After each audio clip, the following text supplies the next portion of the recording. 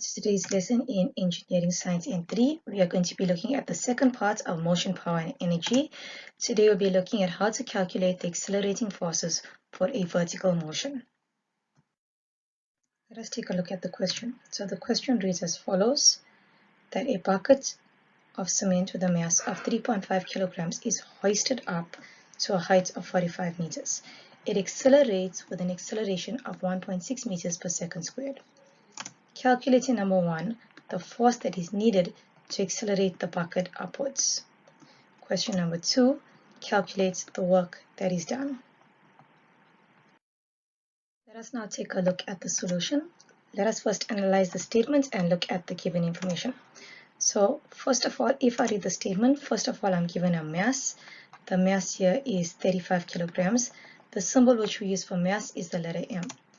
Next, it is telling us that it is hoisted up a height of 45 meters. The symbol for height is h and it is in meters. Next, we have very important direction, and we know that the question is going up. So the bucket of cement is moving upwards. Lastly, we have acceleration. The symbol for acceleration is a, and it is 1.6 meters per second squared. Right. Let's now use the given information to draw a diagram. Okay, so this is the bucket of cement, and for the cement to go up, it requires an applied force. Okay, so the applied force needs to pull the bucket up. It needs to move in the direction that it wants to go. Since the bucket has a mass, okay, the force of gravity is going to be acting on this bucket, and we know that the force of gravity acts downwards. That is why we have weight is equal to mg. So weight is calculated as mass times your gravitational force.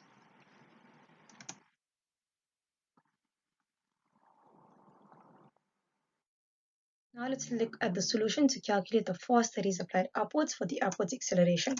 So if I look at the given information according to my diagram that is shown here, we need to understand what is the formula we're going to use. So number 1, this bucket of cement is accelerating. So we need to use the Newton's law formula.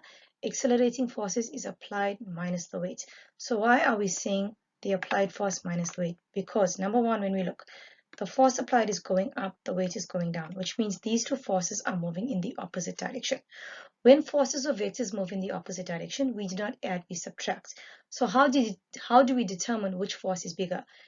Number 1, we need to look at the way in which the object wants to go. The object wants to go up. In order for the object to go up, it means the applied force needs to be bigger than the weight. So since the applied force is bigger than the weight, the formula is now going to be accelerating forces is equal to applied force minus the weights. Accelerating force is calculated as mass times acceleration. The applied force is what I'm calculating, and the weight is calculated as mass times gravity. Let's substitute our values. The mass is 35, acceleration is 1.6. The applied force is what I'm finding. Again, the mass is 35 and the force of gravity is 9.8. So I need to make applied force the subject of the formula. To make applied force the subject of the formula, I need to take these values here for mg over onto the other side. When I do that, the sign is going to change from negative to positive.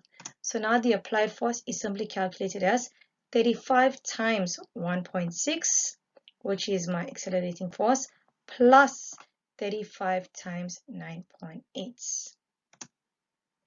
So the force applied is going to be 399 newtons. Right. So very simply what we need to do in a question like this is, remember, we need to draw a diagram. The applied force will always move up, the weight will always move down. We look at which force needs to be bigger in order for the object to move in that direction. In this case, because the bucket wants to move upwards, the applied force needs to be greater than the weight. So the applied force is the one going upwards, so the applied force needs to be bigger, so the bucket goes up. That is why the formula reads accelerating force is applied minus my weights. Next question. Let us calculate the work done. So if I look at the formula for work done, the formula for work done is simply going to read force times distance. So when I look at the distance, distance can either be represented vertically or distance can either be represented horizontally. If I look according to my question, the bucket is moving a height of 45 meters. So from the ground to the top, it moves a vertical distance of 45 meters. So here we can use the vertical distance in order to calculate the work done. So in order for work to be done, the force needs to cause the object to move over a certain distance. So my force that I have is the applied force of 399, and the distance that is moving is now a vertical distance of 45. So the work done here is going to be 17,955 joules. Thank you for watching today's lesson.